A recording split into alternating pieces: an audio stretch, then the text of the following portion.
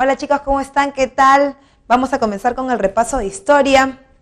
Este es el examen, este es un repaso para el examen número 3. Quiero saludar a mis alumnos de la sede central, a mis alumnos que imagino que algunos están conectados del local de CISEX, en el que estoy los días jueves, y también mis alumnos, por supuesto, del local de Computronic, y a todos los alumnos del Centro Pre San Marcos, y además a darles un montón de fuerza para este examen número 3. Así que yo estoy más o menos pensando en hacer un esquema de línea de tiempo. No sé qué piensas tú, que algunos han dejado ahí sus preguntas, o si necesitan algún tema en especial. Yo voy a plantear algunos temas que son recurrentes en examen de admisión y que de repente vamos a necesitar repasar un poco. Otra cosita que te quiero decir es que no te olvides que esto es un repaso, que lo que estamos haciendo básicamente es hacer como un esquema de recuerdo, pero no es una clase completa, porque algunos por ahí siempre dicen, no, la profesora no hace mucho dato, pero recuerda que es justamente para recordar simplemente. Así que nos vamos rápidamente, recuerda que es de la semana 10 a la semana 14, el repaso que vamos a hacer hoy, y el primer tema que yo planteo resolver es el de la prosperidad falaz, porque tú recuerda que siempre viene Castilla. Así que vamos con la prosperidad falaz. Voy a hacer una línea de tiempo pequeñita para que más o menos nos ubiquemos. Recuerda que si hacemos una línea de tiempo, tenemos, ¿no?, el proceso de independencia. Acá tienes la corriente libertadora del sur, la corriente libertadora del norte, luego viene lo que nosotros conocemos como el primer militarismo, y en el primer militarismo tenemos en orden el gobierno de José de la Mar, después tenemos, recuerda, el gobierno de Agustín Gamarra en su primera etapa, el primer gobierno de Agustín Gamarra. Después del primer gobierno de Agustín Gamarra, ¿qué más tenemos? El gobierno de Orbegoso, no olvides que es corto, pero de todas maneras hay que tomarlo en cuenta. Salaverry. Después, ¿qué más tenemos? Tenemos la Confederación Perú-Boliviana, ¿no? El segundo gobierno de Gamarra. La anarquía militar del año 41 y, por supuesto, la prosperidad falaz. La prosperidad falaz es nuestro plato de fondo y vamos a comenzar con el primer militarismo. ¿Tienes alguna pregunta? Ya. ¿Alguien quiere preguntar algo? Vamos con el gobierno de José de la Mar. Lo primero que tenemos que entender del gobierno del primer militarismo en puntos básicos es que el primer militarismo es un periodo que está caracterizado por gobiernos de caudillos. Profe, ¿quiénes son los caudillos? Son líderes militares que han participado en el proceso de independencia y que tienen, digamos, se adjudican ciertos derechos para querer gobernar, ¿no es cierto? Entonces aquí ponemos a los caudillos militares. Ahora, a los caudillos, que son líderes militares, ¿no?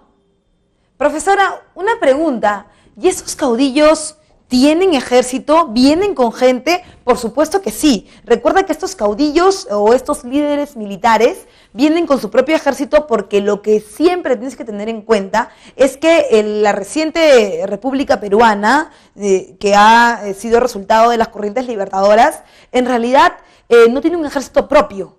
Claro, teníamos un ejército de España, ¿no? Pero cuando llega la corriente libertadora, pues estamos todavía con caudillos militares que tienen sus propios ejércitos de montoneros, de montoneras, ¿no es cierto? Y entonces, esa es la verdadera razón por la que hay golpe de Estado, tras golpe de Estado, tras golpe de Estado, ¿no es cierto? Porque aquí estos caudillos militares tampoco son gente pobre, también hay que tener en cuenta eso, ¿no? Son gente que tiene un poder adquisitivo importante y que además defiende intereses, como por ejemplo, intereses de la tierra, de negocios, ¿no? Ellos también tienen otra característica, son conservadores. ¿Eso qué significa, profesora? Significa que consideran que el poder del presidente es lo más importante y que además en el aspecto económico son proteccionistas. Profe, ¿qué significa ser proteccionista? Ser proteccionista significa tratar de evitar esta idea de las grandes competencias comerciales, ¿no es cierto? No estamos hablando de que quieren un monopolio comercial. Lo que estamos diciendo es que quieren evitar que entren demasiados vendedores, como por ejemplo los ingleses o los franceses o los holandeses, ¿no es cierto?, que van a intentar tentar el comercio en el puerto del Callao, ¿verdad? Son caudillos militares, conservadores, proteccionistas. Además, también tienen su propio ejército, como lo habíamos dicho, ¿no es cierto? Su propio ejército. Otra de las características es que hay golpes de Estado recurrentes. Justamente como se enfrentan ejército con ejército, hay golpes de Estado recurrentes. Otra cosa súper importante que no debes olvidar, que en economía siempre estás frente a desequilibrios económicos, ¿cierto? Estos desequilibrios económicos son aquellos que han sido producto del proceso de independencia o en el segundo militarismo, que ya mismo lo vamos a ver, es también producto de la guerra contra Chile. Entonces, aquí hay desequilibrios o crisis económicas. Sobre todo en esas crisis, siempre, nunca te olvides, un gobierno de militares siempre entra cuando hay crisis, aprovechan el pánico. Crisis económica. Entonces, con todas estas características, vamos a ver los gobiernos del primer militarismo. En el caso de José de la Mar, recuerda, tienes una característica importante que, si hablamos de la crisis económica, nos damos cuenta de que el Perú de esa época necesita un medio para tener recursos económicos. Profesora, hagamos industria, eso sería bien, nos iría muy bien, profe. Sí, pero la industria necesita 3 cosas, y tú las sabes. Y recuerda que la industria se populariza, se vuelve, digamos, mega, recién con la segunda revolución industrial. Y necesitamos mano de obra, mercado, materia prima, cosas que el Perú, recién independiente, todavía no tiene, ¿cierto? Entonces, como no tenemos todavía eso, necesitamos plata rápido, al toque, cash. ¿Y cómo lo hacemos? Lo hacemos con impuestos. Pero ahora, ¿a quién cobrarle impuestos? Podríamos ver cobrarle impuestos a los criollos. Profesora, ¿verdad? A los criollos. ¿Y por qué ninguno de estos está gobernando? O sea, ningún criollo está gobernando. ¿Por qué son militares, no son criollos? Es muy sencillo. Tú sabes que un criollo, básicamente, es una persona que tiene un tipo de economía basada en el comercio, ¿no es cierto? Y que viene de una herencia colonial. Ahora, este pata que tenía una herencia colonial, ¿no es cierto?, una herencia virreinal, vivía muy bien. O sea, un criollo en el virreinato vive con buenas rentas, vive con buenos réditos y sobre todo vive con títulos de nobleza y beneficios que le dan estos. La república hace que todos seamos ciudadanos y por lo tanto sus beneficios se pierden. Ahora, si se pierden los beneficios, ellos están inclusive menos interesados en ese tipo de gobierno. Por lo tanto, son los militares los que toman el poder. Ahora bien, ¿cómo cubrir esta crisis económica? Es muy fácil. La crisis económica la vamos a cubrir rápidamente a través de los impuestos. ¿A quién le cobraríamos impuestos? Básicamente a los indígenas. A ellos les cobramos impuestos. Profe, pero una cosita, quiero intervenir, disculpe, lo de los impuestos a los indígenas ya fue, profe. Porque acuérdese usted que en el gobierno de San Martín, que es el gobierno del protectorado, que es un gobierno cortito, ¿no es cierto? San Martín ya abolió el tributo indígena. Sí. En el virreinato, el tributo indígena, o sea, el impuesto llamado tributo, que solamente lo pagan los indios, está abolido, pero aquí vuelve a aparecer, ¿no es cierto? Vuelve a aparecer con otro nombre, se llama contribución indígena. La contribución indígena es cobrada directamente por el gobierno de José de la Mar y obviamente los indígenas que han participado como montoneros y montoneras en el proceso de independencia van a decir, oye, ¿sabes qué? Aguanta, o sea, ¿cómo me vas a cobrar si yo supuestamente he peleado por la libertad? Supuestamente, a mí me dijo San Martín, por si acaso, me dijo San Martín, me dijo Bolívar, que yo iba a ser libre. ¿Y qué es más? Ese impuesto que no me convenía para nada, que se llamaba tributo, que lo cobraba directamente el rey, ya no iba a existir. ¿Y por qué me estás cobrando contribución? Es más, me rebelo en contra de eso. ¿Y cómo se llama eso? La rebelión de los Iquichanos, perfecto. La rebelión de los iquichanos. Tiene como causa la contribución indígena, ¿no es cierto? Ahora, otro punto importante es que el gobierno de José Lamar está en esta república que recién se está formando, y estos iquichanos ya están rebelados. Ese es el problema acá dentro del Perú, ¿no es cierto? Pero ¿qué pasa fuera? Profesora, no entiendo eso. Hay una guerra, se llama la guerra contra la Gran Colombia. La guerra contra la Gran Colombia, ¿no? Tú sabes que los territorios del norte, que ahora son Ecuador, Colombia y Venezuela, eran antes un solo territorio que había sido libertado por Bolívar. Hasta ahí todo bien. El único inconveniente con eso es que hay un territorio al norte que nosotros teníamos y que tenía vastos recursos llamado Tumbes, Jaén y Maynas. Siempre lo quisieron. Es más, a Ecuador, por ejemplo, no se le va a ir las ganas de tener ese territorio. Debemos recapitular esta semana, hoy mismo, por ejemplo, en las facultades sociales, hemos hecho ¿qué cosa? Hemos hecho el gobierno de Prado, ¿te acuerdas de Prado Ugarteche? Y en el gobierno de Prado Ugarteche hay una guerra contra el Ecuador del año 41 que pide los mismos territorios. No se cansan de exigir esos territorios, se llaman Tumbes, Jaén y Maynas. La Gran Colombia en este caso quiere Tumbes, Jaén y Maynas y el Perú dice, no, o sea, no te voy a dar Tumbes, Jaén y Maynas porque son mis territorios. Además, yo quiero algo de ti, dice el Perú, le dice a la Gran Colombia, yo quiero Guayaquil. Se enfrascan en una guerra y en esa guerra el Perú, aunque tú no lo creas, el Perú toma Guayaquil. ¿Profe, en serio? Sí, toma Guayaquil, nos iba recontra bien. El Perú prácticamente tenía en sus manos a la Gran Colombia, pero el problema es que el gobierno de José de Lamar atraviesa por 3 levantamientos, ¿no? 2 levantamientos civiles y un levantamiento militar, que es el levantamiento de Gamarra, que es el que lo vemos siempre en clase, ¿no es cierto? En esta guerra contra la Gran Colombia, que pedía Tumbes, Jaén y Maynas como causa, ¿no? Vamos a poner acá, causa, posesión de territorio. Entonces, a estos reclamos, ya cuando estábamos en la guerra, estábamos muy bien, pero se levanta Gamarra. Hay una sublevación, el levantamiento de Gamarra, se subleva, y cuando se subleva da un golpe de Estado.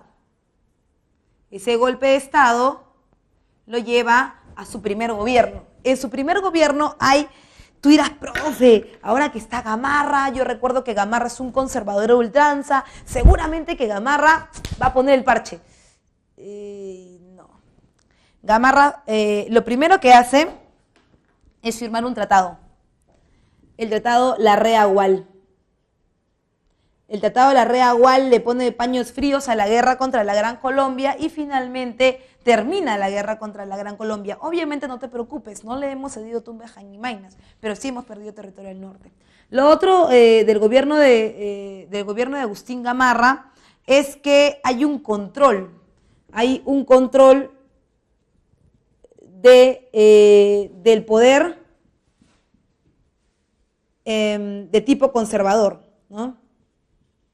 Eso quiere decir que va a intentar pasar por encima del Congreso de la República, ¿no? Dándole obviamente más poder al presidente. Ahora bien, Agustín Gamarra tiene un problema. Estamos en una república. Cuando estamos en gobiernos republicanos, lo más importante es la elección, cómo se elige, ¿no? Se elige a través del voto.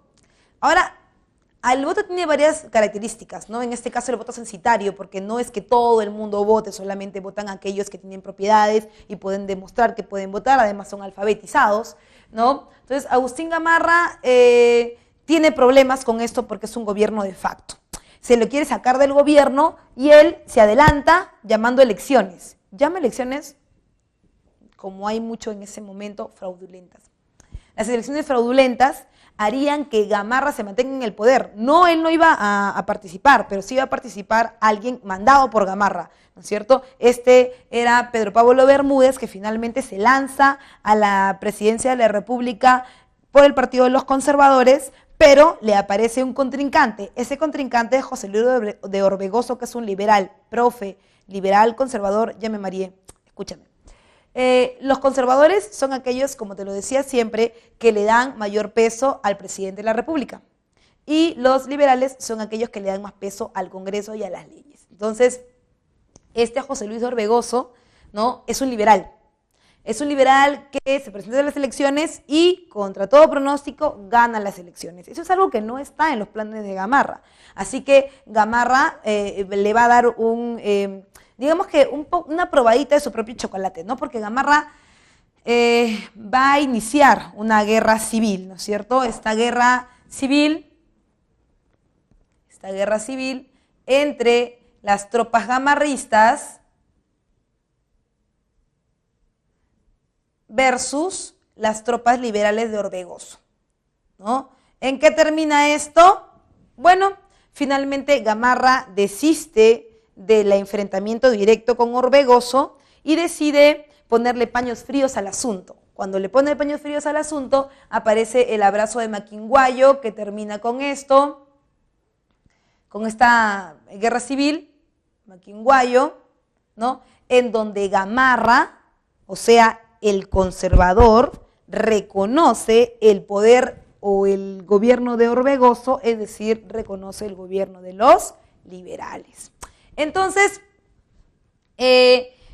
otro elemento también importante en este periodo es que Orbegoso no se va a quedar tranquilo. Orbegoso sabe perfectamente cuáles son las ideas que tiene Gamarra y qué cosa quiere hacer. No se va a querer eso de que, ay, ¿sabes qué? Ya yo reconozco tu poder. No. Gamarra está haciendo tiempo y Orbegoso lo sabe. Que él va a eliminar todo tipo de oposición gamarrista. Elimina la oposición política de Gamarra, o sea, saca a todos los gamarristas del Congreso y demás. Política de Gamarra. Ahora, Gamarra no se va a quedar tranquilo, es digamos como que un enfrentamiento indirecto y diferido, ¿no? Así que Gamarra planea un golpe de Estado. Él mismo no lo puede dar, así que lo va a dar su amigo el chibolo Salaverry, ¿no?, que también ha participado en el proceso de independencia y que ahora se encuentra del lado de Gamarra. Así que Salaverry del golpe de Estado, ¿no?, mientras Orbegoso está tramando algo, está tramando regresar al gobierno. Si te das cuenta, es como un entramado de venganzas y de intervenciones directas militares, ¿no? En el caso de Salaverry, mientras él está gobernando, hay una alianza. Esa alianza es entre Santa Cruz y Orbegoso, que tienen un objetivo. ¿Cuál es el objetivo? Crear la Confederación Perú-Boliviana. Profesora, explíqueme bien, ¿qué es la Confederación Perú-Boliviana? Fácil. La Confederación es básicamente la idea de llevar a cabo los planes de Bolívar. ¿Cuáles eran los planes de Bolívar? El primero era de juntar a todos los países que él había liberado en un solo territorio, ¿no es cierto? Pero allí se matarían dos pájaros de un tiro, ¿eh?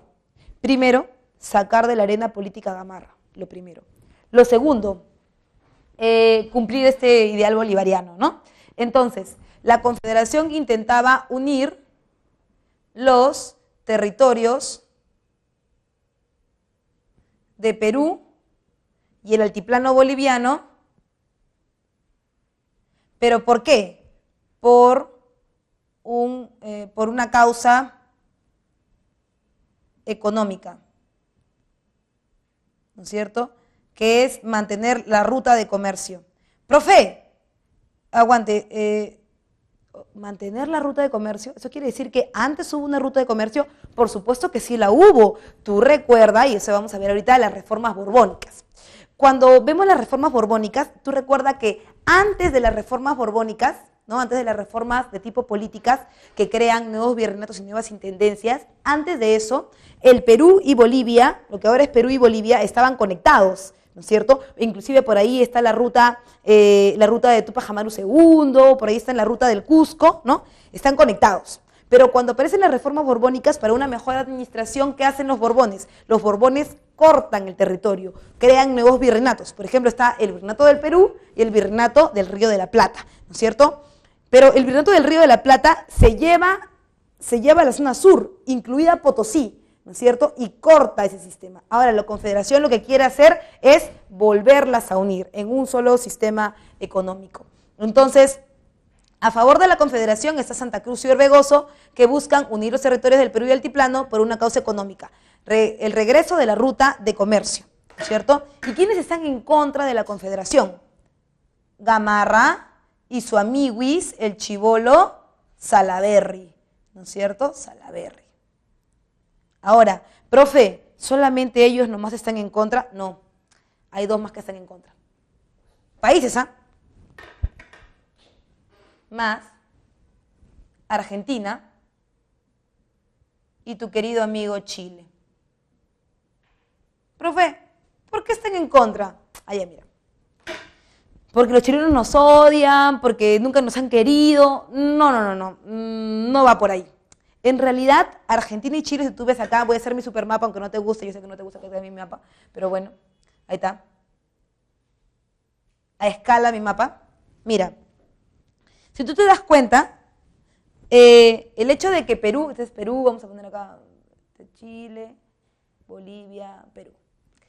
El hecho de que Perú y Bolivia creen una ruta de comercio hace que Chile y Argentina tengan problemas. ¿Por qué?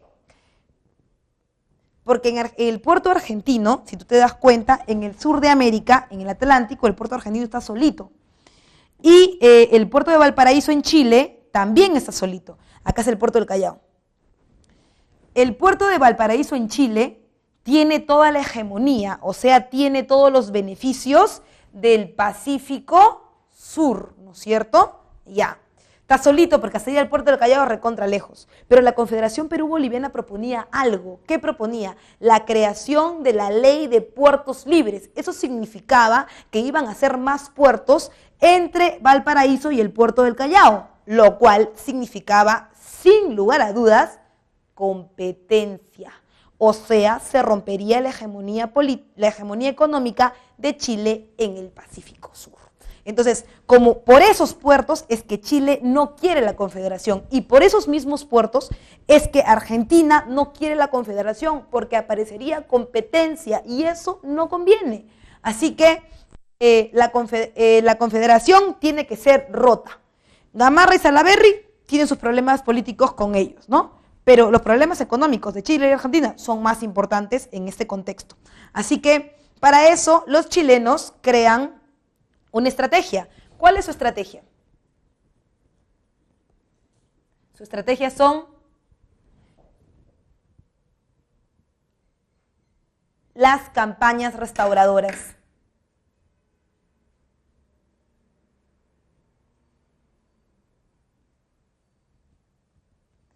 Las campañas restauradoras son bloques político-militares en contra de la Confederación Perú-Boliviana que terminan en batallas, ¿no es cierto? Como por ejemplo la de Blanco Encalada o la de Manuel Bulnes, por ejemplo, ¿no? Que tienen como objetivo romper la Confederación. Profe, ¿rompen la Confederación?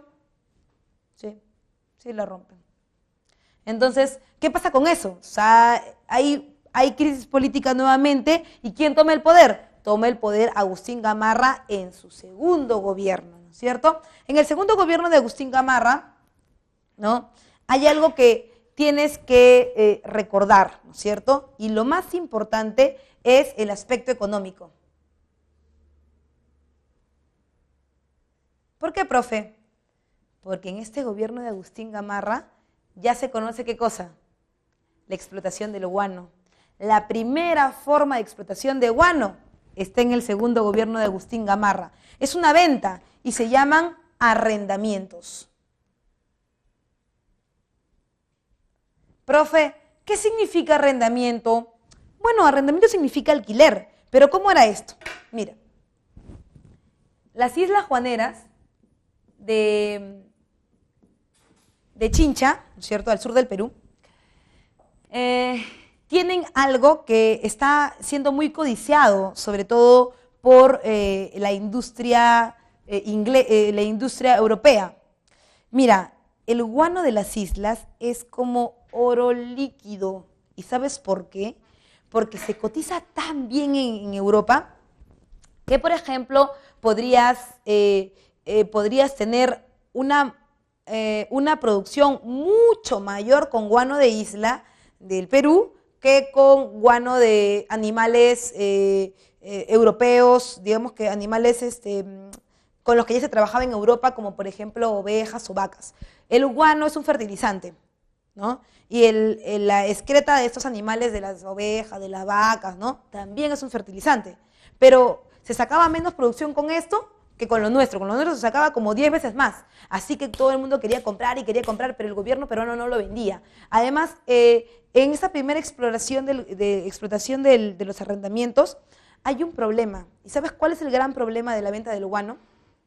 Que en el Perú no hay un sistema de control de venta, ¿no? O sea, ni siquiera sabíamos exactamente en peso cuánto había, ni cuántas fanegadas, ni siquiera sabíamos ni siquiera teníamos sistemas de medición contable. ¿Sabes qué hacíamos? Así, mira, agarrábamos un palito, ¿no? Agarrábamos un palito y donde se manchaba el palito, ahí medíamos. Entonces, alquilábamos o vendíamos, pero en realidad no sabíamos cuánto de eso era. Así que el gobierno de Agustín Gamarra decía, bueno, te alquilo ese... Hay un famoso comerciante en esta época, Francisco Quirós. Francisco Quirós es el gran arrendatario de este momento. Y él le dice, oye, ¿sabes qué, Gamarra?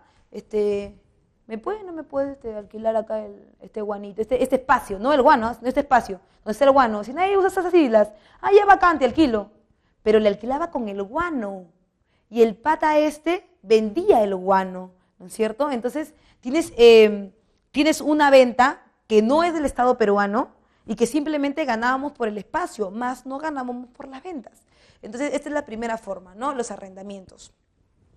Otra cosa que es importante que tienes en este gobierno de Agustín Gamarra es su invasión a Bolivia, ¿no? Agustín Gamarra invade Bolivia. Porque él siempre, no sé si tú recordarás, pero Agustín Gamarra siempre hacía hincapié en el derecho de uti possidetis, en el de posee lo que has poseído, ¿no? Vamos a recapitular un poco y ver el derecho de uti possidetis. Es este derecho por el cual, cuando recién nace la República Peruana, hay dos, ¿no? Derecho de uti possidetis y derecho de libre determinación de los pueblos. Entonces, el uti possidetis dice que el Perú tiene derecho a poseer todos los territorios anteriores a la reforma borbónica, a las reformas borbónicas. O sea, se está refiriendo a los territorios que antes eran del Virreinato del Perú. Por lo tanto, Bolivia, antes de las reformas borbónicas, era del Virreinato del Perú. Y es por eso que él dice, yo no estoy invadiendo Bolivia, yo simplemente estoy entrando al territorio peruano según el derecho de uti possidetis. El presidente boliviano repele su intervención como si fuera obviamente una invasión y en la batalla de Ingavi lo mata, ¿no? Gamarra,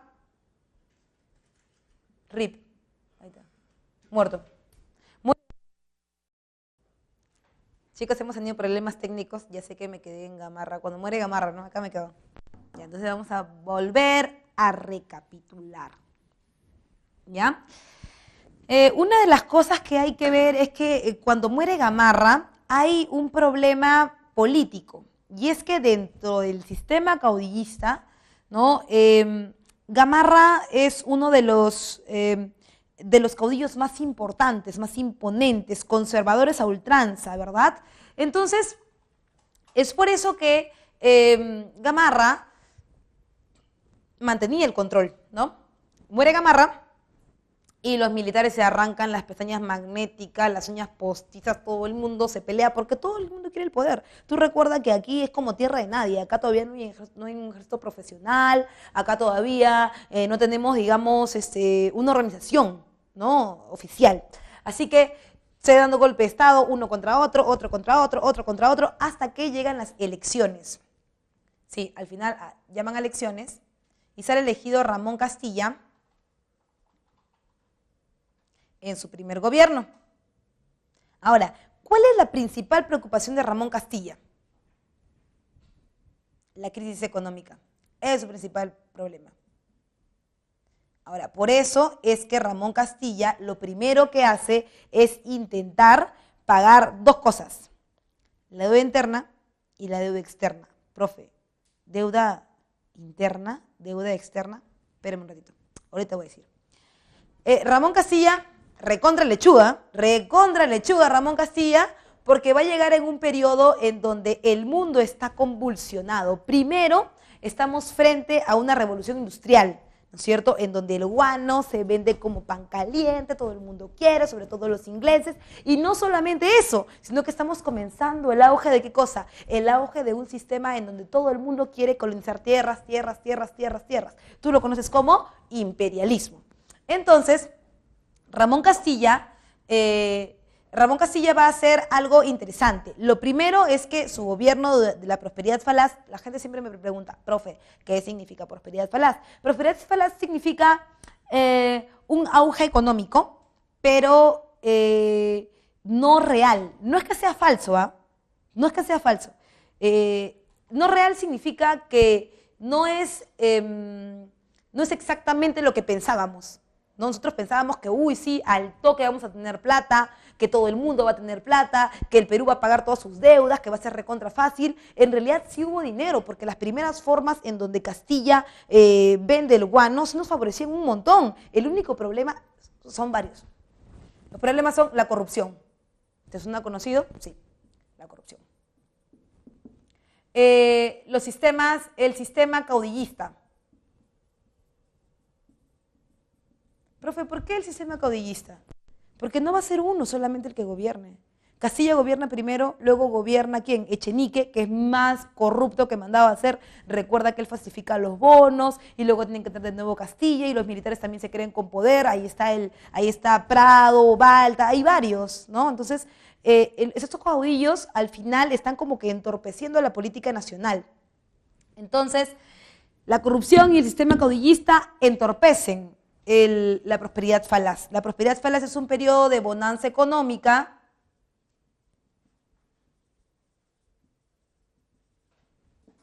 producto del contexto extranjero o internacional. Está la revolución industrial.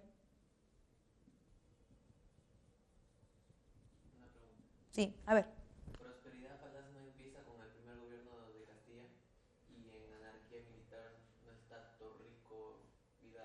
Claro, sí, por supuesto.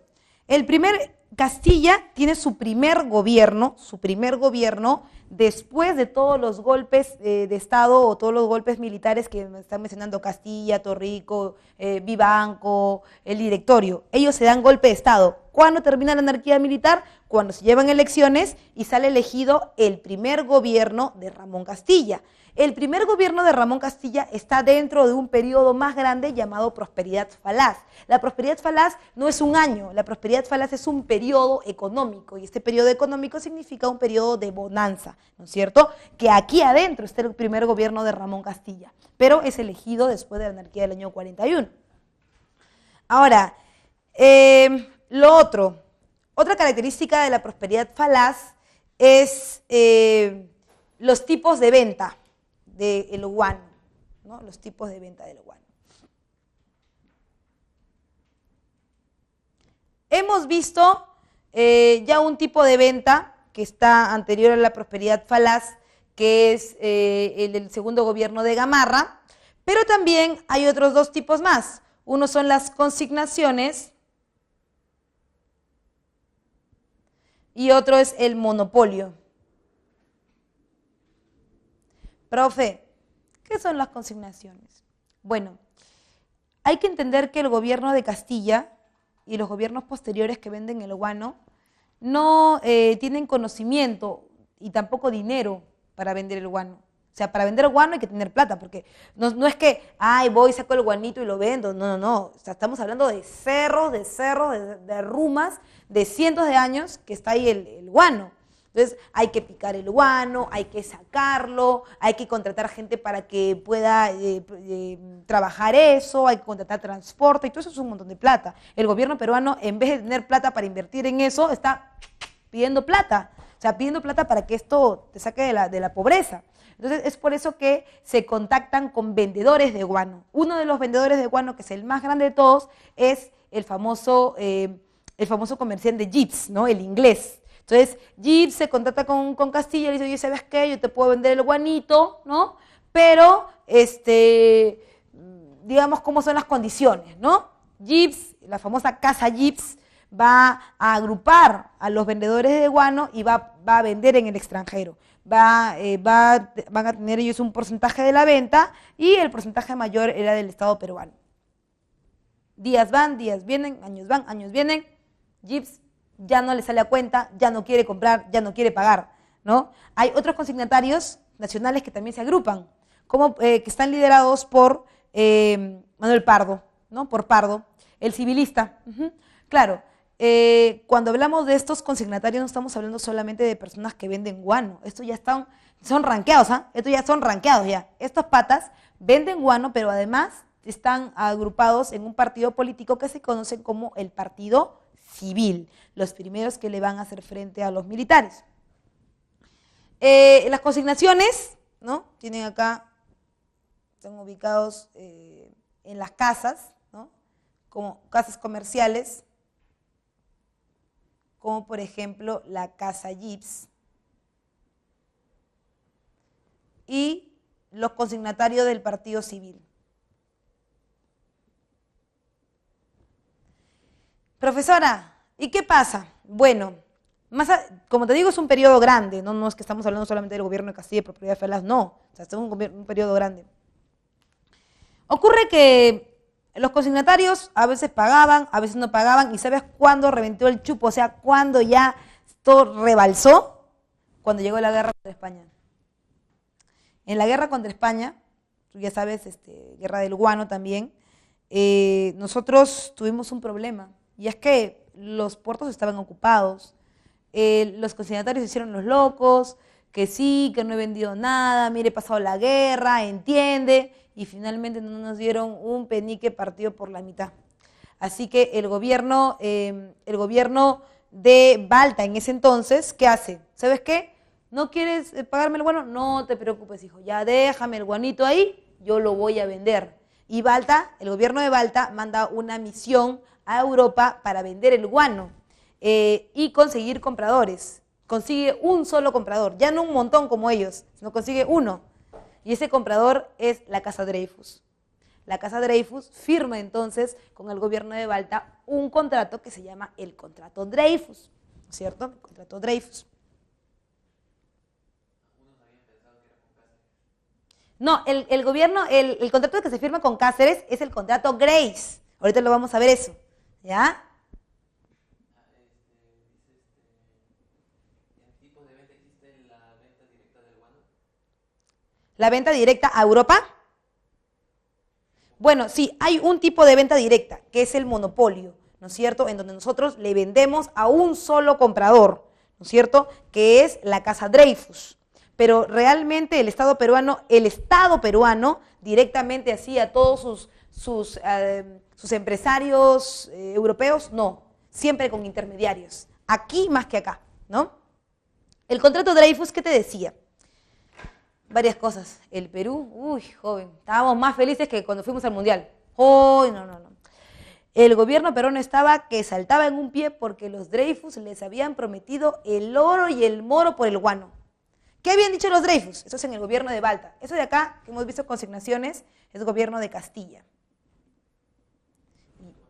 Sí, y ese es el gobierno de Balta. Dime. ¿Todos los consignatarios son oligarcas? O sea, los otros criollos no eran en el transcurso de tiempo oligarcas.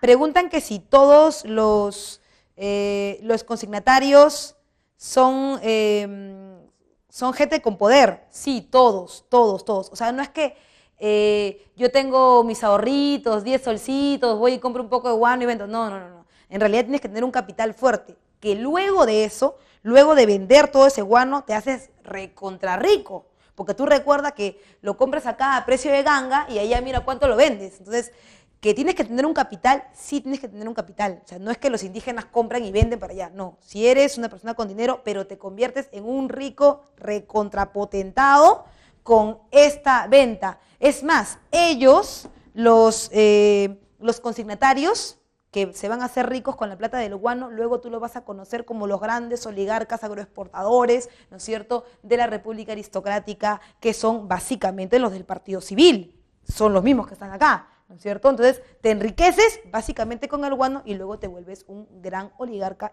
agroexportador terrateniente de la República Aristocrática. El contrato de Dreyfus parecía de verdad que un sueño realmente, un sueño, joven, ¿eh? ¿Sabes por qué? Porque el contrato de Dreyfus te prometía que iban a pagar la deuda externa. ¿Cómo, profe? Sí, iban a pagar la deuda externa, joven. Ahora, ¿qué deuda externa? La que tenías después del proceso de independencia. Mira, tú habías pasado por la corriente libertadora del sur, que San Martín había pedido plata, que no sé cuánto. Bolívar lo mismo, pero no solo eso. Hay algo que seguramente no has caído en cuenta. ¿Cómo es que San Martín llega a poder mantenerse tanto tiempo en el Perú, ¿no? Porque está en el gobierno de protectorado y todo eso. ¿Cómo llega tanto tiempo? Porque San Martín cuando llega secuestra haciendas. Hay un impuesto que tenemos que pagar en esta deuda externa que se llama el impuesto de manumisión. Ese impuesto lo tenemos que pagar, ¿por qué? Porque San Martín llega a una hacienda, la secuestra, se come todo lo que está adentro, saca la plata, todo, en pro de la independencia. Y dice que cuando termine la guerra de independencia y el Perú tenga plata, pagará todo lo que él ha hecho. Es más, en el gobierno del protectorado, tú sabes perfectamente que San Martín da una ley que es la ley de vientres libres, ¿no es cierto?, en donde todos los que han nacido después de la proclama de la independencia, los negros, esclavos, ahora son libres. Y ya suena bien bonito, ¿no?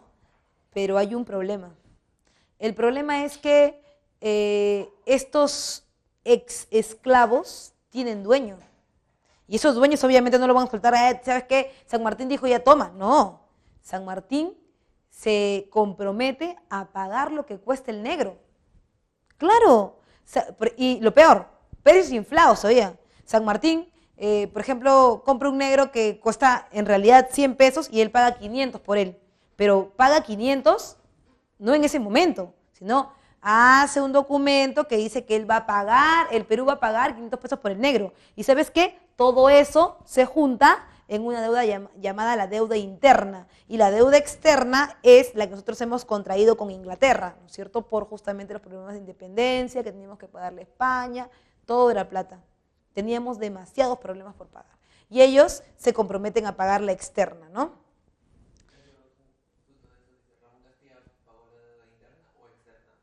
Ramón Castilla intenta pagar las dos deudas, ¿no es cierto? Paga en cierto porcentaje la deuda interna, pero no termina de pagarla. La deuda externa tampoco se paga con el contrato Dreyfus. La deuda externa se paga con el contrato Grace, que ese es del gobierno de Cáceres, ¿cierto? Ahora, pagaban la deuda externa y además nos entregarían anualidades, o sea, plata. Que esa plata la gastamos en obras públicas que no servían para nada, ¿no? Finalmente tú dirías, profe, ya, solucionado, pues, ya, ahora sí, nos vamos en coche. Y así tampoco. Lo que pasa es que el contrato Dreyfus, como te decía, no pagó la deuda externa. Y como no pagó la deuda externa, seguíamos debiendo y teníamos que buscar otros mecanismos para pagarla. Por eso es que luego Cáceres busca pagarla, pues, busca pagarla con otro contrato, ¿no? Entonces, la prosperidad falaz fue un periodo en donde el Perú intentaba pagar sus deudas, intentaba salir del problema económico, pero no lo logramos. ¿Y no lo logramos por qué? Por un sistema caudillista en donde nadie se ponía de acuerdo y además por el sistema de corrupción. Todo el mundo hacía lo que quería, ¿no? En realidad tampoco no había, otra cosa que no había era una organización en el presupuesto. No sabíamos que teníamos que pagar, aparecía uno que le debíamos, otro que le debíamos, y así, varios. Nunca supimos exactamente cuánto teníamos que pagar. Si bien es cierto, Castilla crea el primer presupuesto nacional de la República, es un presupuesto vago. Nunca supimos realmente cuánto debíamos que pagar. Siempre nos aparecían deudas, uno, otro. Y eso también eso fue la posibilidad para que Echenique hiciera los bonos falsos, ¿no? Porque como venía uno, venía otro, ya todo el mundo le pagaba, pues, ¿no? Y también ahí aprovecha. Entonces, la prosperidad falaz es un periodo en donde el guano supuestamente era nuestra posibilidad de salir de pobres y no lo fue, ¿no? Ahora, en la prosperidad falaz hay un gobierno importante que es el primer gobierno de Ramón Castilla. Como te lo decía, el primer gobierno de Ramón Castilla, ¿qué buscaba? Buscaba el pago de la deuda externa, ¿no? Y también, por supuesto, creaba el monopolio, el presupuesto general de la República.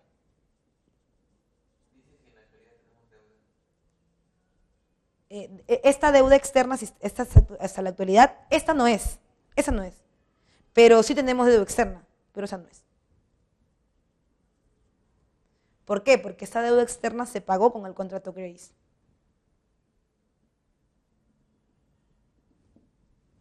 ¿No?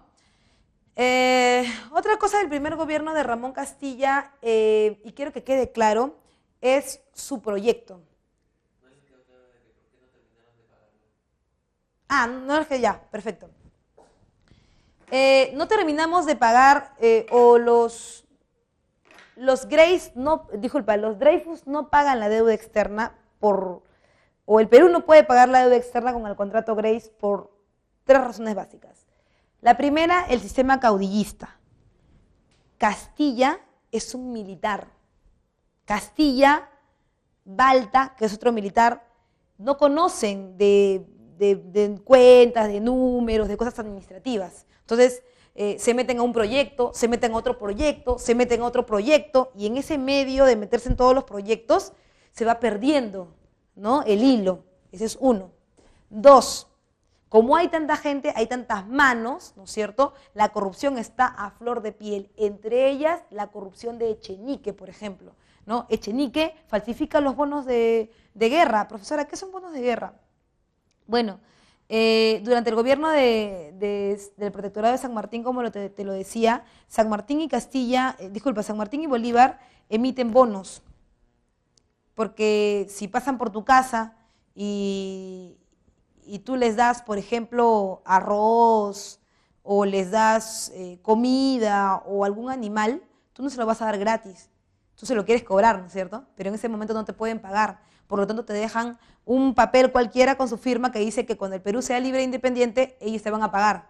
Y tú estás guardando tu papelito, lo guardas ahí, a esperar a ver si el Perú te va a pagar, ¿no?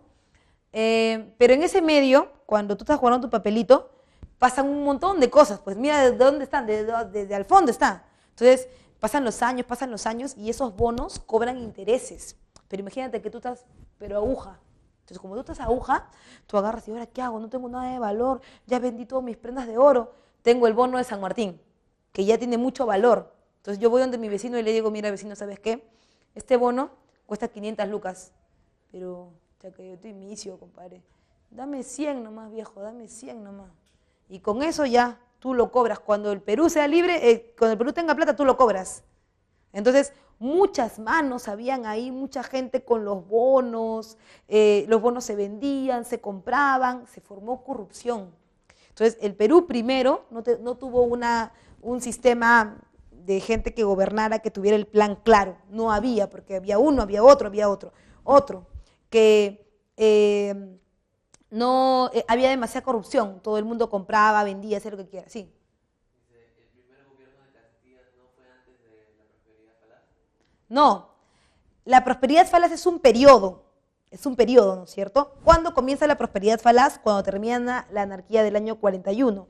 Pero ¿cómo termina la anarquía del año 41? Se acaba cuando hay elecciones y aparece el primer gobierno de Ramón Castilla.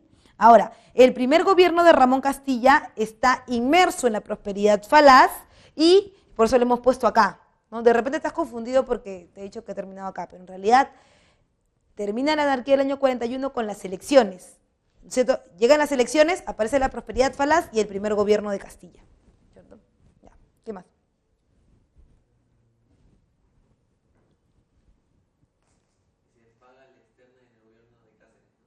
Sí, por supuesto, con el contrato Grace, no lo olvides. Eso lo vamos a ver en un ratito. Sí, vamos a hacer una pausa.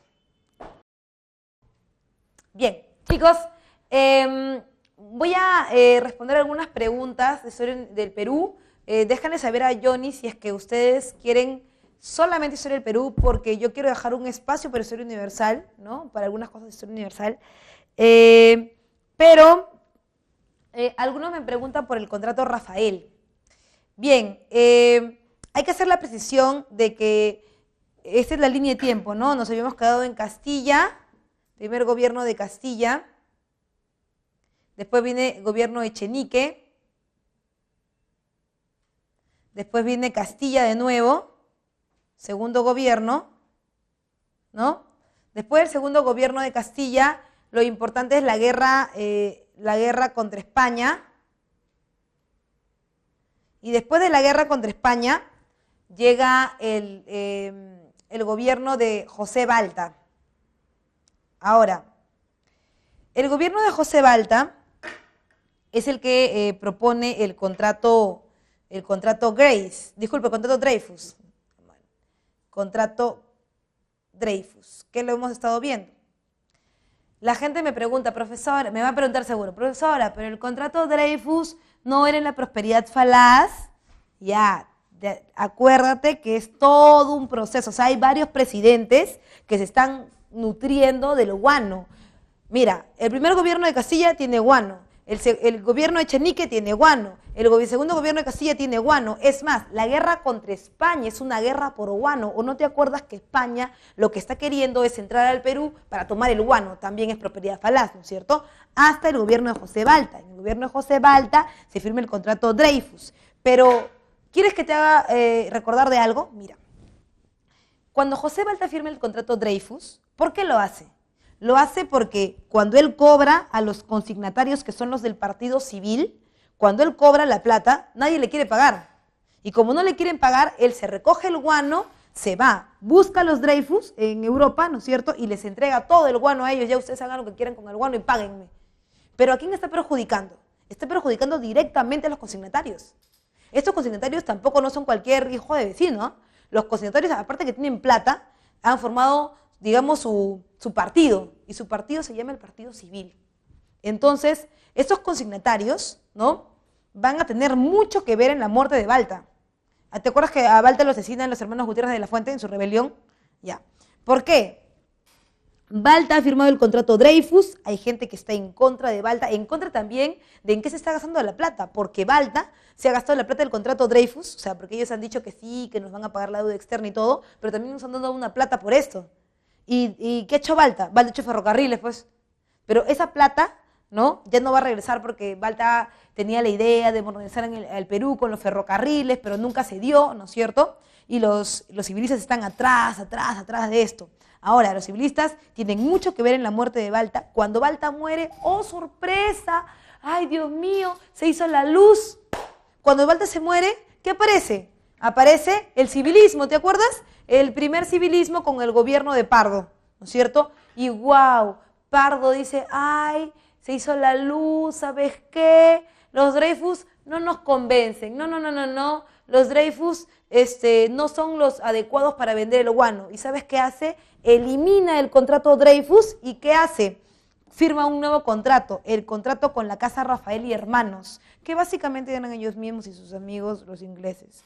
Eso quiere decir que el contrato Rafael es el que el contrato que va a suplantar al contrato Dreyfus y que le devuelve en cierta manera a los consignatarios el poder del guano, ¿no es cierto? Ahí aparece el primer civilismo y recuerda que el gobierno de Pardo, que es el gobierno del primer civilismo, es un gobierno que busca no tener problemas, ¿no? Pardo dice, ya no quiero guerras, no quiero nada, porque esas cosas son malas, así que todo lo que ustedes tengan que ver con armas, que se vayan. Tú sabes que con la plata que sacamos de la venta del guano, Castilla compró armas, mandó a comprar armas ahí a Europa. No es que era en la época de las armas y toda la vaina, Castilla mandó a comprar armas, y cuando esto pasó, o sea, no es que yo voy a comprar, no sé, 3 cañones y me llegan mañana, así no es.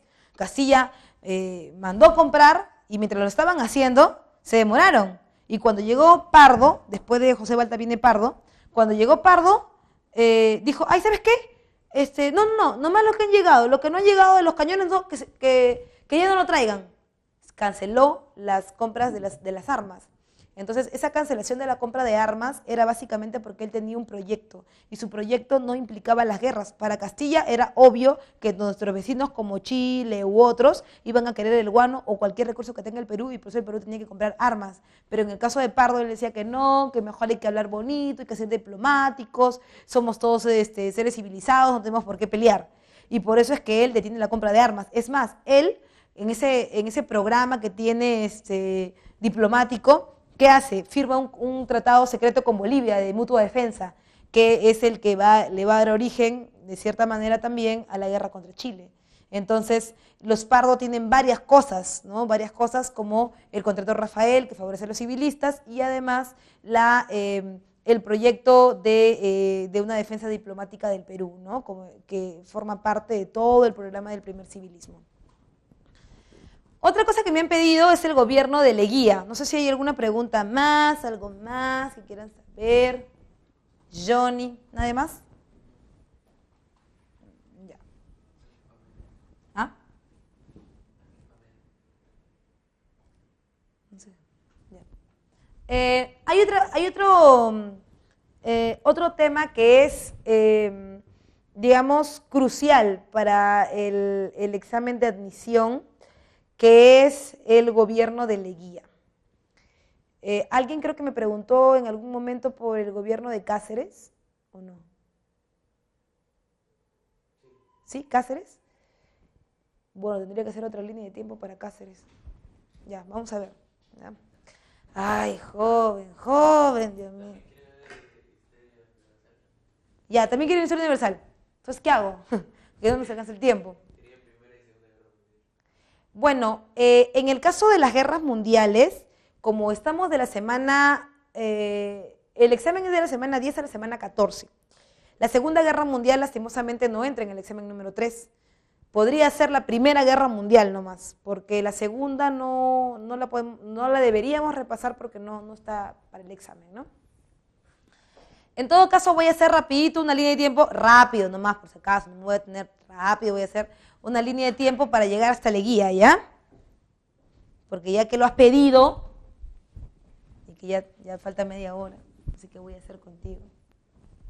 Siempre me tengo que dar media hora más. Bueno, todo sea por el repaso, pues chicos, todo sea por el repaso. Ya, mira. Ya, ilustración, ya, perfecto. Al público lo que pida. Mira. Nos habíamos quedado en el primer gobierno de Castilla, luego viene el gobierno de Echenique. En el gobierno de Echenique, que es lo más resaltante, tú lo sabes, es el escándalo de la consolidación.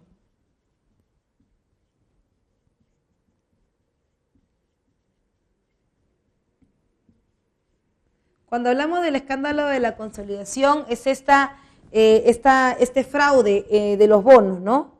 El fraude o la falsificación de bonos. Profesora, ¿cuáles bonos? Los bonos que se han emitido durante el proceso de independencia de San Martín y Bolívar. esos que iban a ser cobrados cuando el Perú ya tuviera plata, estos son. Esos bonos forman parte de la deuda interna, ¿no es cierto? Forman parte de la deuda interna y supuestamente deberíamos pagarlos en orden, pero finalmente con la corrupción unos pedían, otros falsificaban, era terrible. Entonces, cuando se dan cuenta de que Echenique está falsificando bonos de guerra, es que aparece la Revolución Liberal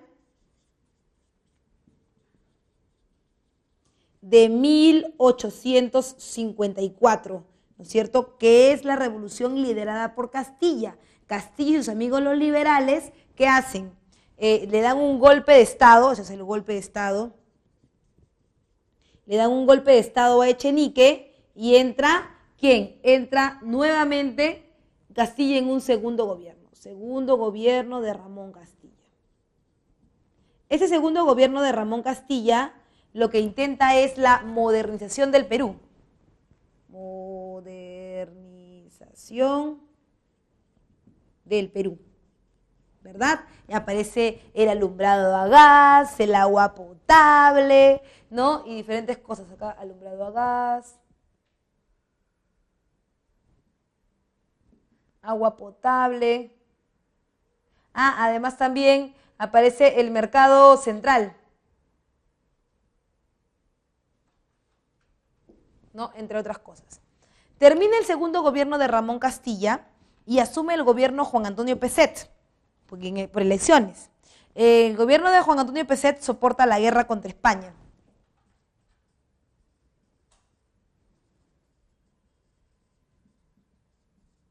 La guerra contra España, ¿por qué es?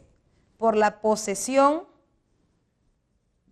de las Islas Guaneras.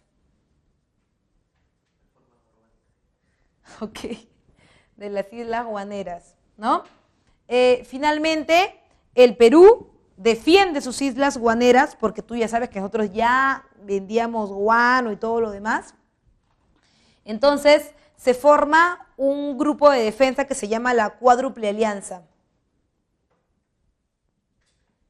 La Cuádruple Alianza tiene a Perú, Bolivia, Ecuador y Chile en un solo equipo, ¿no es cierto?, que va a pelear a favor del Perú, que es su líder, para que España no entre en las islas, no porque ellos sean buena gente, sino porque si España entra en las islas, luego se va a meter a toda América y la va a volver a colonizar, así que no conviene. Finalmente, la guerra contra España termina con la victoria del Perú, ¿no es cierto?, pero además que gana el Perú, también España reconoce su independencia. Recién acá reconoce la independencia. Reconoce la independencia del Perú.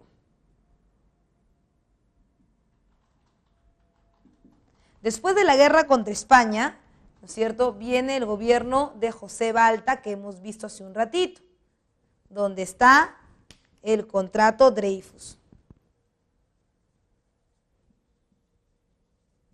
El contrato Dreyfus que intentaba, profe, intentaba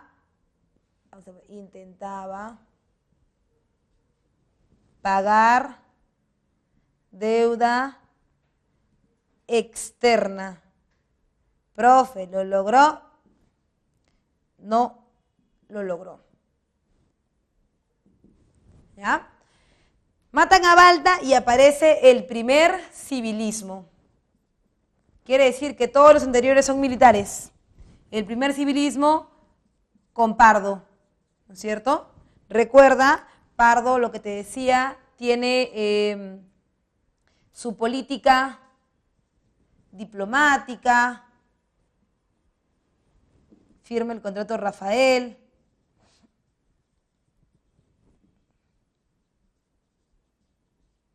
¿no? Luego del gobierno de Pardo, ¿no? Luego del gobierno de Pardo, llega el gobierno de Prado, de Mariano Ignacio Prado. En el gobierno de Prado estalla la guerra contra Chile.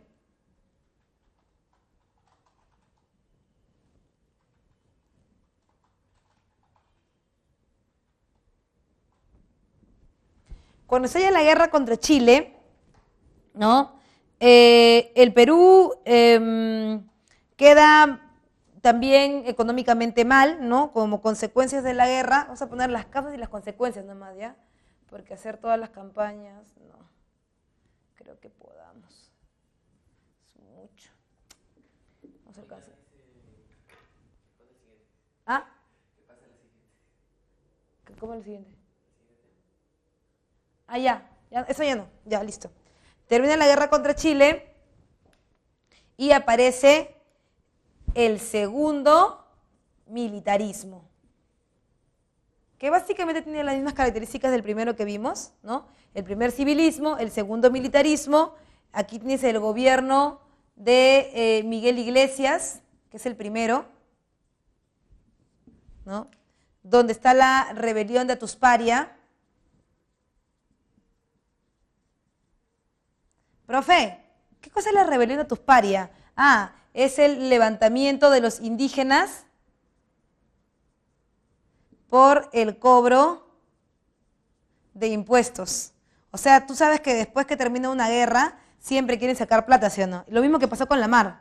Ya quieren sacar plata y como no saben cuál es la forma, ¿qué hacen? ¡Pum! Le graban un impuesto a los indios que es el impuesto de la contribución. Entonces, los indígenas se rebelan con Atusparia en la cabeza y el gobierno de Miguel Iglesias tiene que frenar ese levantamiento, ¿no? Es por el impuesto o por la contribución indígena, también lo llaman así. Contribución indígena. Bien, después del gobierno de Miguel Iglesias, ¿llega quién? El primer gobierno de Andrés Avelino Cáceres. ¿No? En su primer gobierno, Andrés Avelino Cáceres firma el contrato Grace.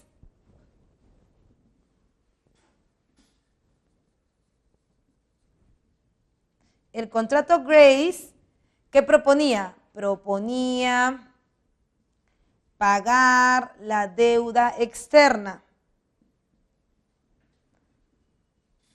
Pero, a cambio de pagar la deuda externa, ellos exigían concesiones.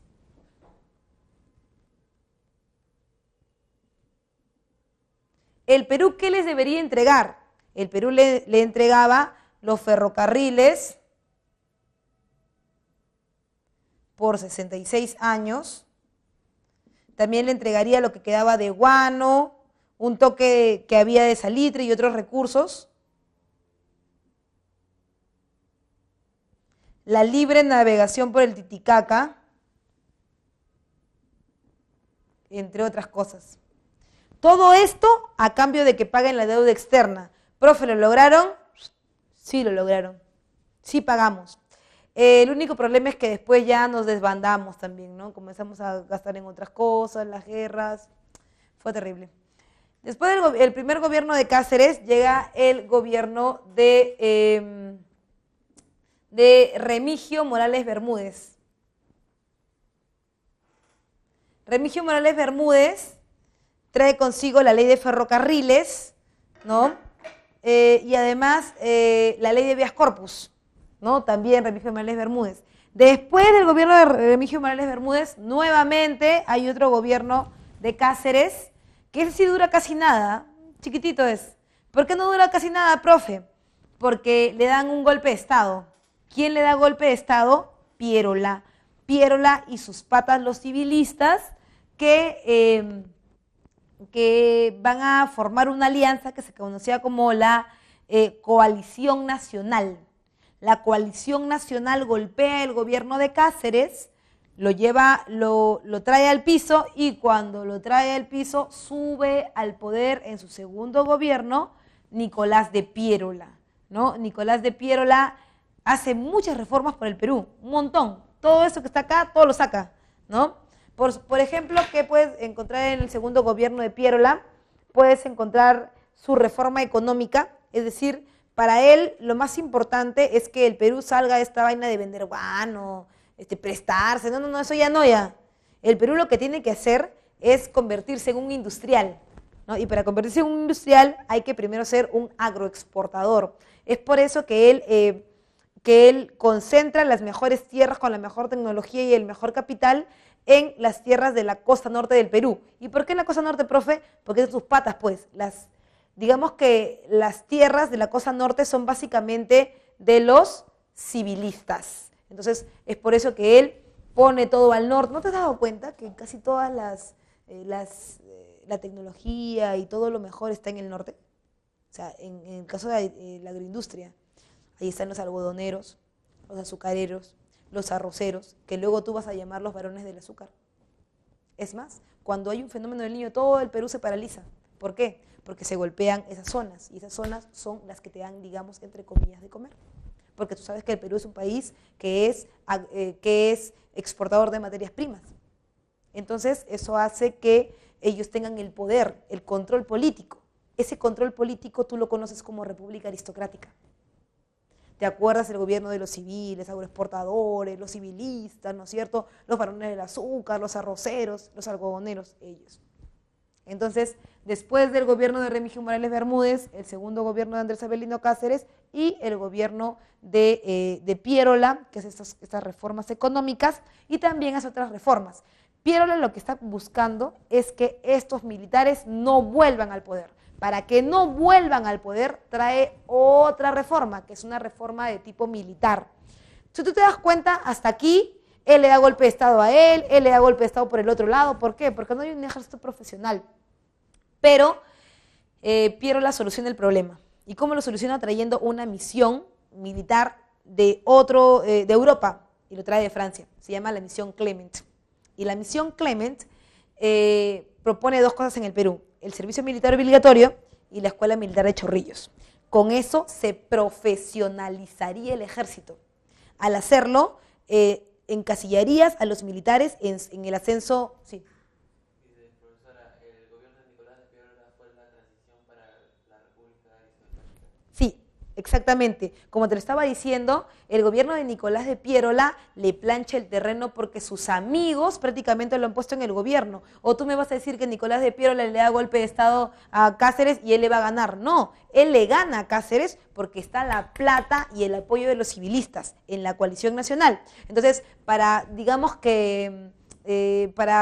poder pagar el favorcillo que le han hecho, él tiene que plancharle el terreno, llama capital inglés, ¿no es cierto?, para que los apoyen el norte y todo eso, y es como tú dices, ¿no? Es la idea de que él haga un preámbulo, le haga la camita, digamos, ¿no es cierto?, a los agroindustriales, a los agroexportadores de la República Aristocrática, porque tú recuerda que esa mejor tecnología de la costa norte, donde están los civilistas, donde están los oligarcas, es el mismo espacio que luego van a ocupar la República Aristocrática, porque casi todas las formas agrícolas están en la costa norte. Hay algunas que están en la Sierra Central, pero casi todas están en la costa norte. Eso es cierto. Entonces, la misión Clement se trae estas formas militares que van a mantener calladitos, tranquilitos a los militares, ascendiendo militarmente, pero fuera del espectro político. Y como los militares ya no van a entrar en el espacio político, ¿quiénes son los que van a ocupar el espacio político? Los civilistas, ¿no es cierto? Y con los civilistas aparece la República Aristocrática. Algunos chicos me estaban pidiendo lo que yo creo que puede venir en el examen.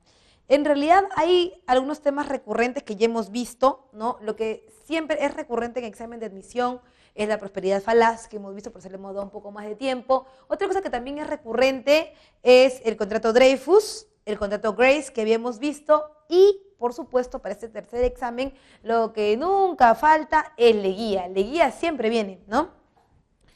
La República Aristocrática, digamos que ha venido, sí, el ciclo anterior vino, pero vino como un texto, ¿no?, que era la República Aristocrática. Tú ya sabes que las características de la República Aristocrática son básicamente la dependencia del capital extranjero, sobre todo el capital inglés, porque es el que deja Pierola. Son agroexportadores, pero recuerda que no solamente son agroexportadores, son minero-exportadores. ¿Por qué, profe? Porque lo habíamos visto en clase, en la República Aristocrática hay dos grandes vertientes de la exportación. Uno desde la costa y otro desde la sierra. En la costa están los hacendados, ¿te acuerdas? Los hacendados, que son básicamente agroindustriales. Y en la sierra están los gamonales. Profe, diferencia entre hacendados y gamonales, el lugar nada más. Los dos son productores, los dos son exportadores, ¿no? Con grandes tierras, pero los hacendados son en la costa y los gamonales en la sierra. Estos son básicamente mineros. Entonces, si en el examen te pusieran que son agrominero exportadores, es verdadero, porque en la República Aristocrática no solamente hay producción en la costa, también hay producción en la sierra, sobre todo en la Sierra Central, por favor, está en tu separatita, está en las características de la República Aristocrática, ahí te lo hemos puesto, así que no vayas a caer, ¿ah? Otra cosa también importante de la República Aristocrática es que los civilistas gobiernan, que ellos son lo máximo, están los barones del azúcar, los Candamos, los de la López Romaña, todos ellos, ¿no? Y esta forma de gobernar aristócrata, de aquellos que tienen mucha plata, pero un apellido rimbombante y que tienen supuestamente mucho nivel social, ¿ya? Esos civilistas, esa gente con mucho dinero, tiene el poder del Perú. ¿Y quiénes están esos juzgados abajo, en el piso, chancados? Los campesinos, la gente del pueblo. Es más, comienzan de manera así lenta a emerger las clases medias, o sea, nosotros. ¿Quiénes son las clases medias, profe? Aquellas personas que han podido acceder a la educación, por ejemplo, ¿no es cierto? Pero que están siendo vistos así como las clases medias, ustedes no valen, ¿no? Ahora, ¿quién se pone en contra de eso? En contra de eso se pone Leguía. Obviamente que se pinta el gobierno de Leguía como que, wow, Leguía es lo máximo, apoya al indio y no sé cuánto, pero recuerda que también es el contexto, porque Leguía entra al gobierno en el oncenio de Leguía para contrarrestar a la República Aristocrática. Recuerda que el oncenio de Leguía también es llamado la Patria Nueva. ¿Y por qué lo llaman la Patria Nueva? Eso es la patria antigua, como si fuera un antiguo régimen, ¿no es cierto? Esta patria antigua es la que él ya no quiere, la que ya él digamos que quiere eliminar las formas anteriores de los aristócratas y darle la posibilidad a las clases medias y al pueblo, ¿no? Ahora, no es que Leguía tampoco, wow, qué bueno que es Leguía, quiere a todo el mundo. No, en realidad es una estrategia. Leguía es un dictador, ¿no? Leguía quiere hacer las cosas a su manera y que nadie le diga nada. Y para que nadie le diga nada hay que tener a la gente contenta. ¿Y cómo la tenemos contenta? ¿No es cierto? A los campesinos le damos más oportunidades, les quitamos a ellos, pero a ellos también le damos oportunidades de otro tipo, de tipo comercial. O sea, simplemente son movidas, ¿no? Ahora, el gobierno de Leguía, que es el gobierno de la Patria Nueva, está buscando cambiar estas formas y también cambia la forma económica, porque aquí el capital es inglés, en la República Aristocrática el capital es inglés, pero en el gobierno de Leguía el capital es norteamericano y tú lo sabes perfectamente. Ahora, el gobierno de Leguía quiere cambiar, dice, eso de la agroexportación, no, eso ya pasó de moda, ya hace tiempo, ya no sirve ya. Ahora lo que está de moda, lo que está en boga, es lo de los gringos. Tú recuerdas que los gringos después de la Primera Guerra Mundial, ¿no es cierto?, están viviendo los locos años 20. Y esos locos años 20, ¿no es cierto?, se reproducen en industria. Por ejemplo, está Henry Ford con sus autos, el Charleston, el Twitch, la minifalda, todas esas cosas están en boga. Entonces, Leguía también quiere lo mismo. Pero ¿cómo hacer que aquí en el Perú haya industria? ¿Cómo desplazarlos a ellos? Es fácil, trayendo o captando capital de Estados Unidos. Pero ¿cómo haríamos que los gringos vengan acá con su plata? La única forma es que los gringos vean el Perú. Pero si ven un Perú todo atrasado, todo con sus pistas rotas, en vez de carro había carreta, no van a decir, uy, no, ahí no vamos a invertir porque no vamos a sacar nada de plata. Así que el Leguía invierte plata, o sea, pide préstamos de Estados Unidos, invierte plata en obras públicas. Hace pistas, carreteras, hace la avenida de Arequipa, ¿no?, que se llamaba avenida de Leguía, la avenida Argentina, la avenida Venezuela, la avenida Universitaria en su primera etapa, ¿no? También embellece Lima, porque digamos que él quería que el capital norteamericano viera que Lima, bueno, en realidad Lima para él era el Perú, ¿no? Que Lima estaba moderna y que casi se podía invertir y que iba a dar muy buena plata, ¿no? Es más, por eso inclusive él hace pistas, ¿por qué? Porque quiere enganchar el capital norteamericano con el automóvil. Si no hay pistas, no pueden venir en los autos. Entonces él comienza a hacer un montón de avenidas por todos lados, ¿no? Y embellece Lima y demás, ¿no? También. Entonces, el Oncenio de Leguía trae eso. Uno, la modernidad. ¿Cuál es la modernidad para él? El sistema urbano, el urbanismo, ¿no? Lo otro, la dependencia del capital norteamericano. O sea, Leguía, en su afán de crear industria, vamos a decirlo así, va a crearnos una dependencia, una adicción del capital norteamericano, que finalmente nos lleva, pero a la bancarrota, porque tú sabes que finalmente cuando cae el sistema, el capitalismo norteamericano con el crack del 29, también caemos nosotros, ¿no? Lo otro es ¿quiénes forman la patria nueva? ¿Quiénes son? Bueno, en la patria nueva estamos todos en realidad, ¿no? Además, tú debes recordar que el indio se va a reivindicar en el gobierno de Leguía. ¿Y por qué se reivindica, profe? Varias cosas tenemos ahí. Por ejemplo, tenemos la legalización de las comunidades indígenas, ¿no? Profesora, ¿qué significa eso? Vamos a recapitular un poco. Y al final de la República Aristocrática está el gobierno de Pardo, ¿no? Pardo llega al gobierno y sus amiguitos, los hacendados, sus amiguitos los gamonales, le están quitando tierras a los indígenas. Ante ese abuso de los gamonales y los hacendados por las tierras, se levanta Teodomiro Gutiérrez Cuevas, llamado también Rumimaki. Entonces Rumimaki dice, oye, ¿sabes qué? Devuélveme mi tierra, o sea, ¿por qué te has quedado con eso? Eso es mío. No, que no sé cuánto, que tú eres un pobre indígena. ¿Qué cosa crees? ¿Que tú eres mejor que yo? ¿Que tú me vas a venir acá a pedir algo que es mío? Papeles, indio, demuéstrame que eso es tuyo. Bueno, yo no tengo papeles, ¿no? Porque en realidad nunca los necesité, pero ¿qué más te puedo dar que mi palabra? O sea, en realidad esta tierra es mía, sal de acá, por favor. No, que yo no te voy a dar nada. Además, tú sabes que los de la República Aristocrática eran se creían lo máximo, tenían todo el poder político, el poder económico, eran el partido civil, así que para solucionar ese problema, Leguía reconoce a las comunidades indígenas, es decir, les da como un título de propiedad a la comunidad, no a las personas, pero sí a la comunidad. Es más, también crea el Día del Indio, ¿no es cierto?, para reivindicarlo.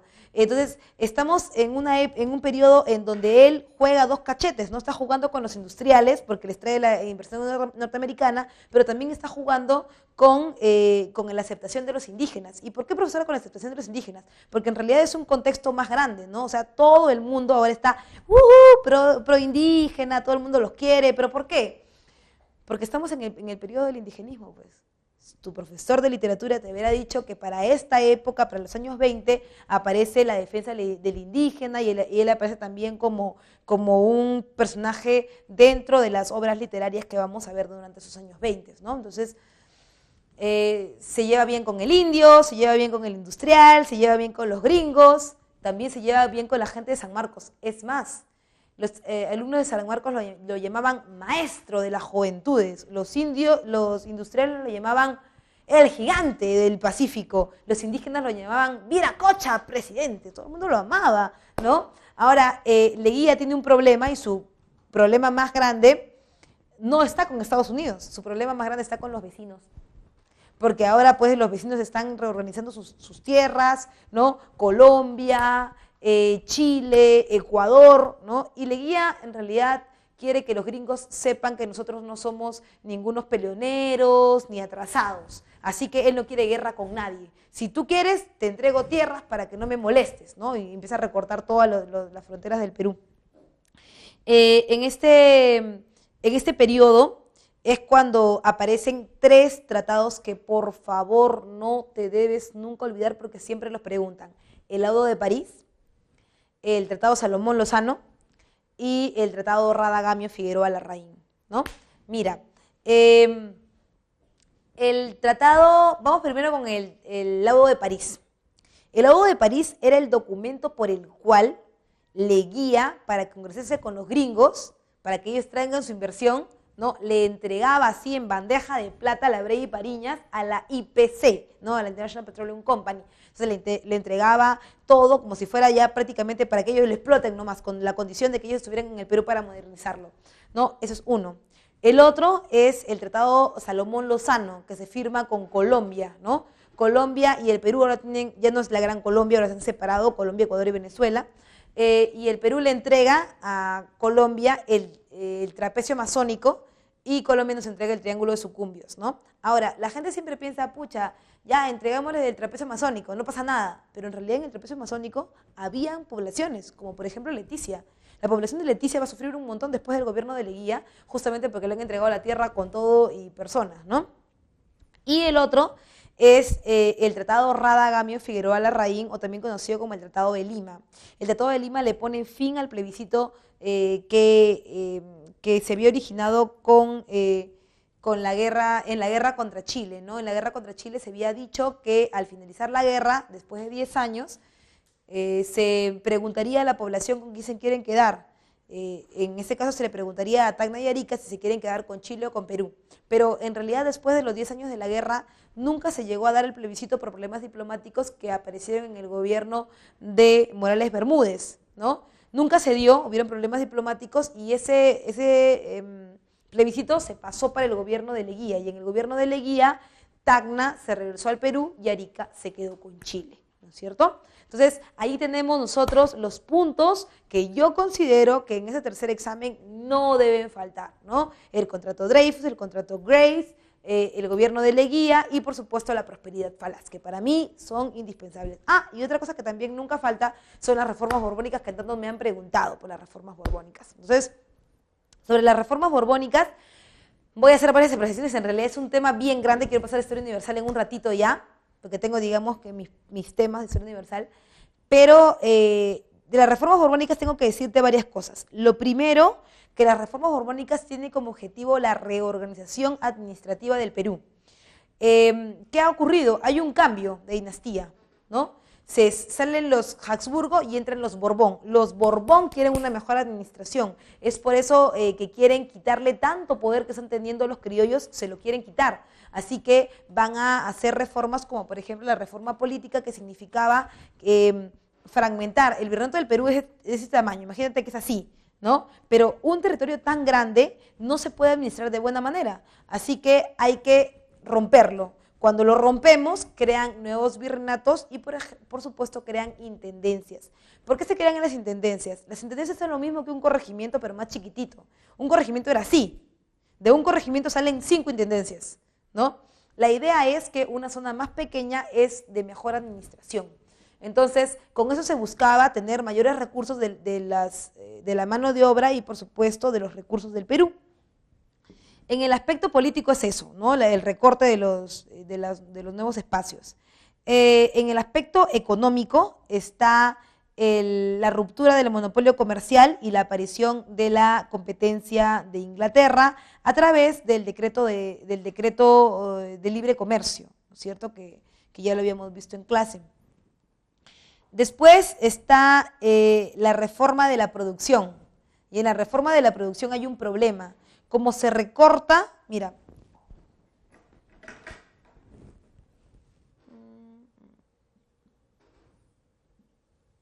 ay, salió feo. Disculpa, son las horas, es la hora ya, es la hora. Bueno, más o menos así, ¿no? Tú ya entiendes ya.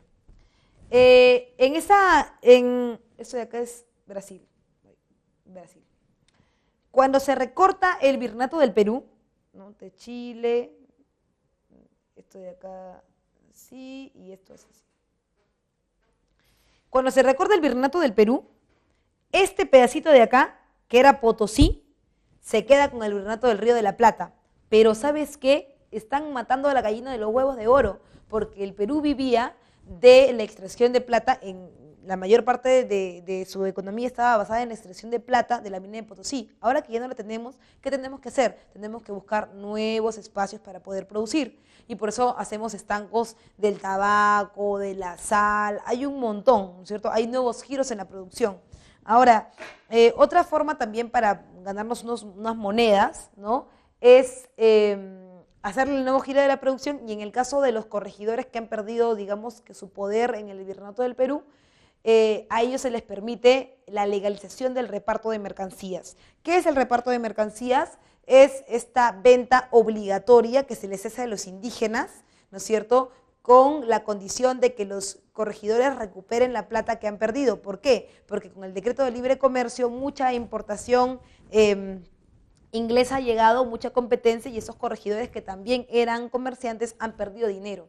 Así que para compensarlo de cierta manera, se le obliga al indígena a comprar los productos. El único problema es que cuando el indígena compra el producto, muchas veces no tiene plata para ello y no lo necesita tampoco. Así que para que pague, lo obligan a hacer mita tras mita, tras mita, tras mita, mita, y eso los encierra en el trabajo y evita que ellos puedan producir por su propia cuenta, ¿no? Entonces, es otra reforma. Y la última es la reforma eclesiástica o la reforma religiosa, que incluye la expulsión de los jesuitas, y con la expulsión de los jesuitas la reorganización del sistema educativo en el Perú, porque tú sabes que los jesuitas estaban a cargo de los colegios. Entonces, estos colegios de los jesuitas van a formar parte ahora de nuevos espacios como el Convictorio de San Carlos, o también aparece la Oficina de Temporalidades, en donde los bienes de los jesuitas, sus haciendas, sus negros, sus caballos, sus indios, todos van a pasar a mano de una oficina que se llama la Oficina de Temporalidades, ¿no?, que también es una consecuencia de esta reforma religiosa. Hay otras reformas como la reforma militar que crea el Real Felipe y la reforma de salud que crea el presbítero maestro, ¿no? Pero las reformas borbónicas básicamente se forman por una mejor administración y tienen como consecuencia las nuevas formas económicas en el Perú y, por supuesto, los levantamientos. Porque tú recuerdas que esta vaina de crear nuevos virreinatos, recortar la mina de Potosí, alguien perjudica. Mira, si tú recortas esto de acá y se lo lleva a Argentina, hay un problema. El problema es que tú estás cortando la ruta de comercio, y cuando se corta la ruta de comercio, cuando yo salgo de un virreinato y entro a otro, tengo que pagar impuestos. Se llama almojarifazgo. Antes, si yo soy un comerciante, antes yo no pagaba esto, porque todo era uno solo. Pero ahora eso me está afectando. Las reformas borbónicas me afectan. Esto que está ocurriendo, ¿no es cierto?, ¿lo va a sentir quién? Lo va a sentir Túpac Amaru II. Y es por eso que él se pone en contra de las reformas borbónicas. Es una de las consecuencias que se crea con las reformas borbónicas y, por supuesto, los nuevos virreinatos y las nuevas intendencias. Bien, chicos, vamos con nuestra última ronda de los temas que de repente nos puedan venir en el tercer examen, y uno de ellos, que es un clásico que siempre viene, es el tema de la ilustración, ¿no? La ilustración, como tú bien sabes, mi querido alumno, es un movimiento. Sí, profe, un movimiento. Sí, un movimiento. Es un movimiento de corte intelectual, ¿no? Es un movimiento de corte intelectual que busca, o que tiene como objetivo, ¿no?, que tiene como objetivo, digamos que el ataque directo a las bases, ¿no?, ataque a las bases de antiguo régimen. ¿Cuál es el antiguo régimen? El sistema absolutista. ¿Tú recuerdas? Antiguo régimen, ilustración, y acá tienes la Revolución Francesa, ¿no?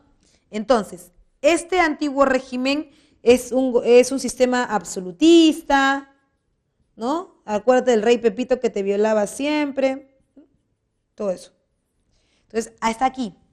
Esta es la ilustración. La ilustración es el movimiento ideológico que te dice, oye, despierta, ya, no tiene por qué un rey ser dueño de tu vida, ni cobrarte demasiados impuestos, eso no está bien. Todo el mundo, digamos que todos somos iguales, y eso es lo que propone la ilustración, igualdad. Eso propone, igualdad. Entonces, a ver, la mota. joven. Ya. Entonces, la ilustración tiene varios aspectos, ¿no? Varios aspectos que van a buscar... sale la cámara, pe joven. Ucha, madre. ¿Ya ves? Se paltea, tío Johnny. Ya bien. La ilustración tiene varios aspectos con los cuales se busca menoscabar el poder del absolutismo. Entre ellos está el aspecto político. En el aspecto político, ¿qué dicen los ilustrados? Ya no se dejen pisar el poncho, ya no se dejen convencer de esta idea de que ellos son más importantes o que los reyes deben gobernar porque Dios lo dice. ¿Quién es Dios? ¿Por qué Dios les ha dado poder a ellos y no a nosotros? En realidad el poder no es de ellos, el poder es nuestro. Nosotros somos los que le damos la posibilidad de gobernar. Aparece un concepto que se llama soberanía popular. La soberanía popular implica que el poder emana ya no de Dios, sino emana del pueblo. ¿Tú te acuerdas que antes supuestamente Dios los tocaba, ¿no es cierto? Y les decía, ya sabes que tú vas a gobernar, que se llamaba providencialismo. Ahora ya no, ahora ellos proponen que es la soberanía popular. En el caso de y la igualdad política, ¿no? Además, y la igualdad política. Ay. La igualdad política. ¿Qué pasó?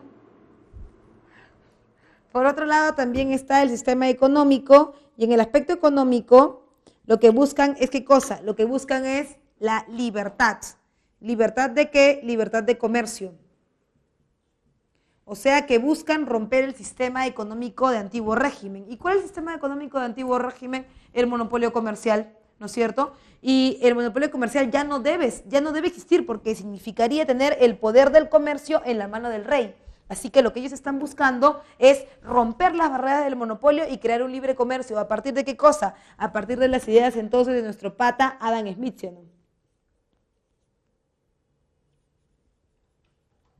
Adam Smith propone una libertad de mercado. Es más, que el mercado se regula solo a través de sus dos variables independientes, la oferta y la demanda. Ya no es el rey el que mete la mano, ni el que tiene que controlar. No. Solamente es el mercado, ¿ya? En su teoría clásica, ¿no? En su escuela clásica.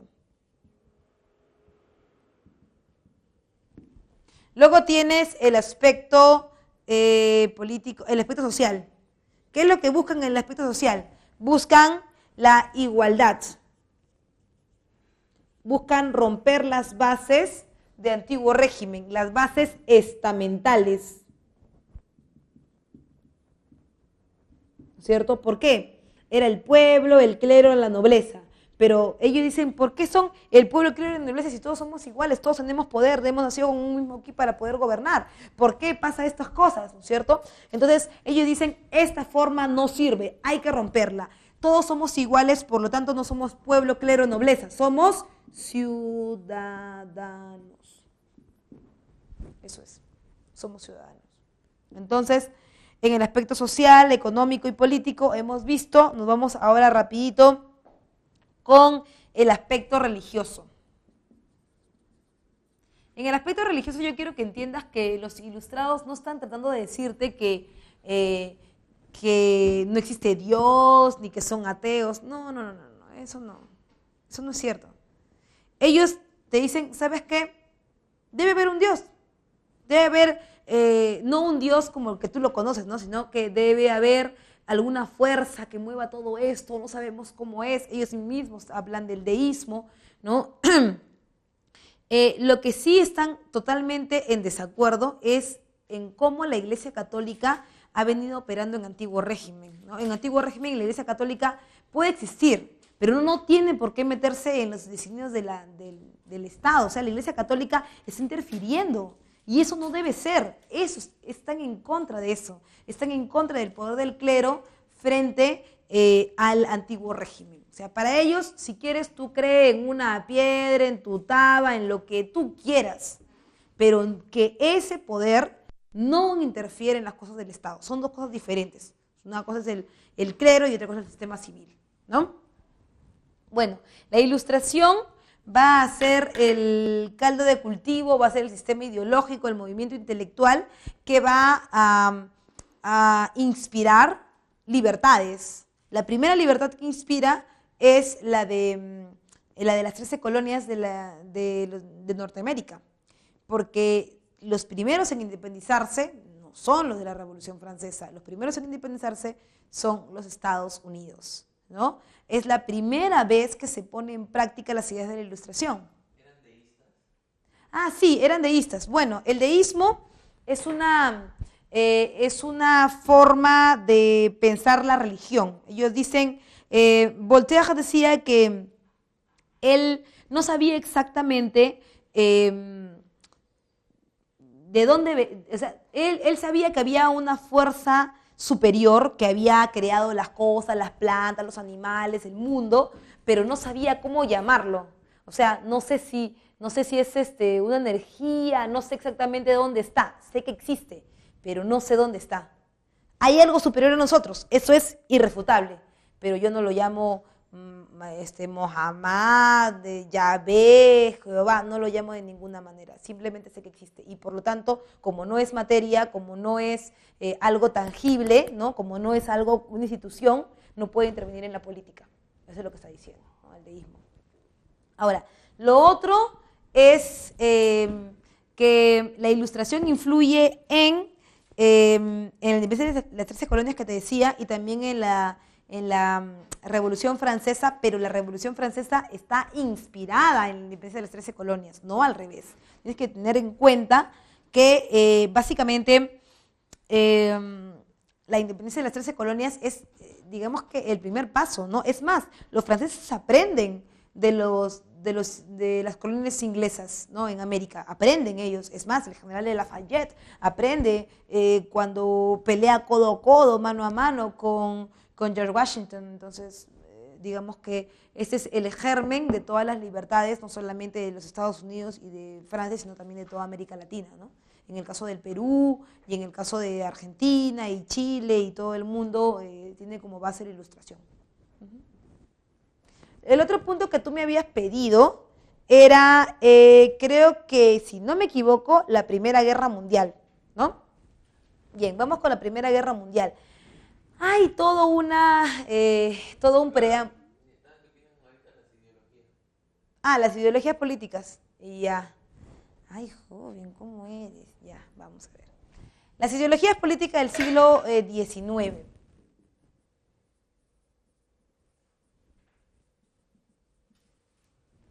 Ya, mira. El siglo XIX es ¿qué cosa?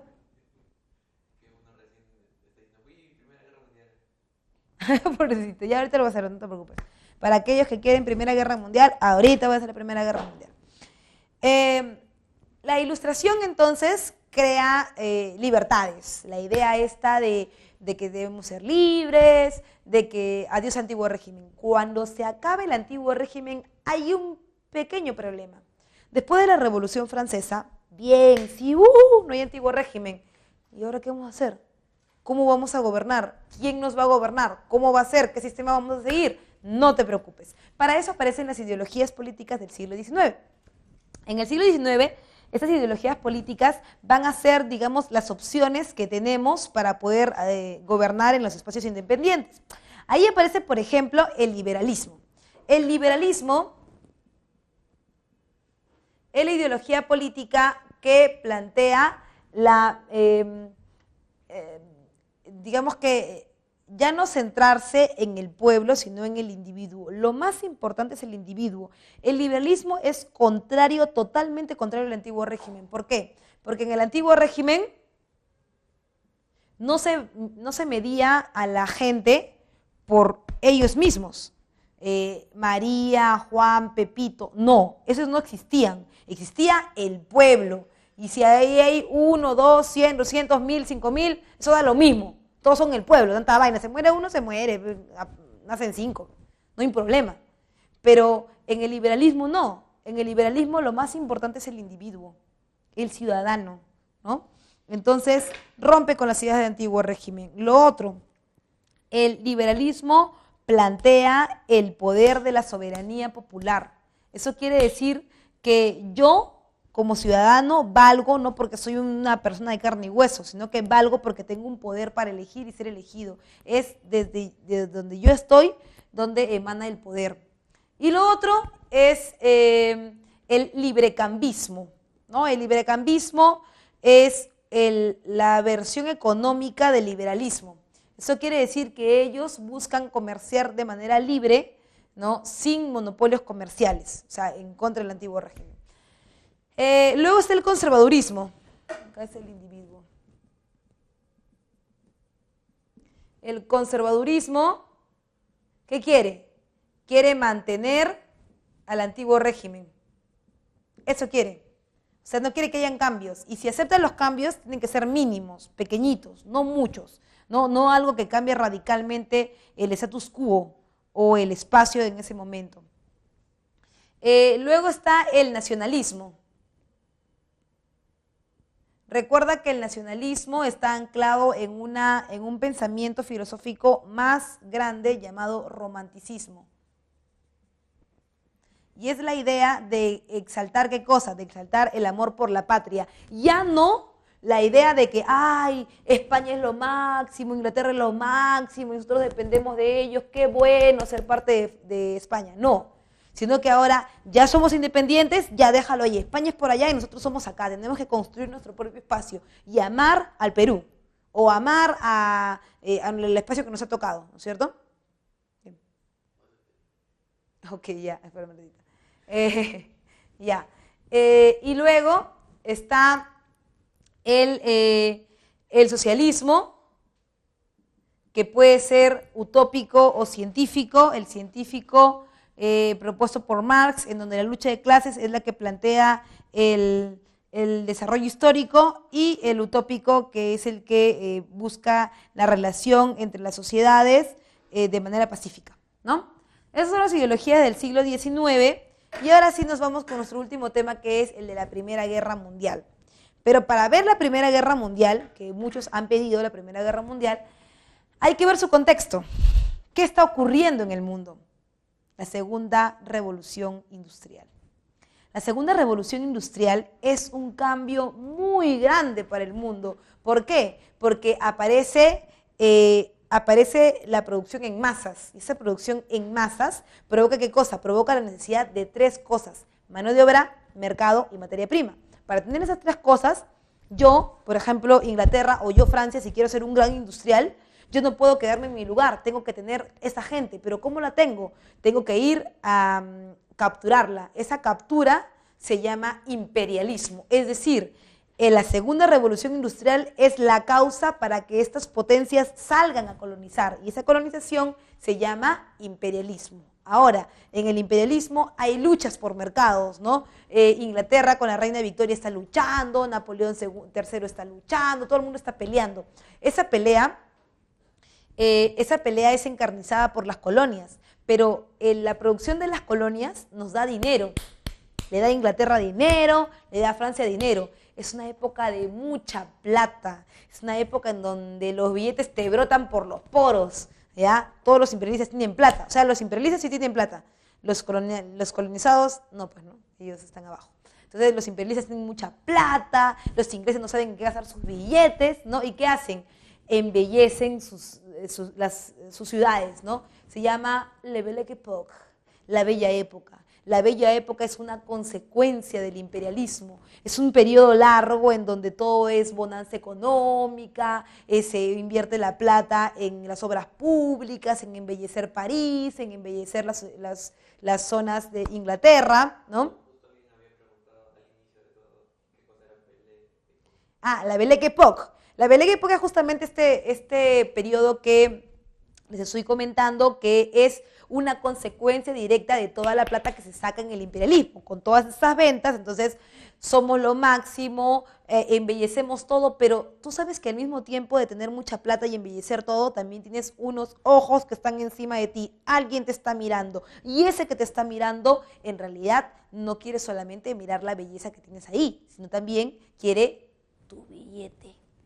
Con esa plata no solamente hay que crear la belleza, sino que también hay que defender esa belleza. Y para defender esa belleza aparece un movimiento, ¿no? Un movimiento económico, y ese movimiento económico se llama la paz armada.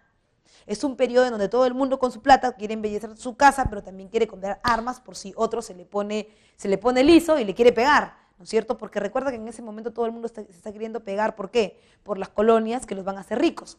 Entonces, la Belle Époque es un periodo grande que también tiene otro aspecto, que es el aspecto militar, en donde estamos viendo ahorita que aparece la paz armada. La paz armada, profe, ¿a quién favorece? ¿Cómo que a quién? A Alemania, pues.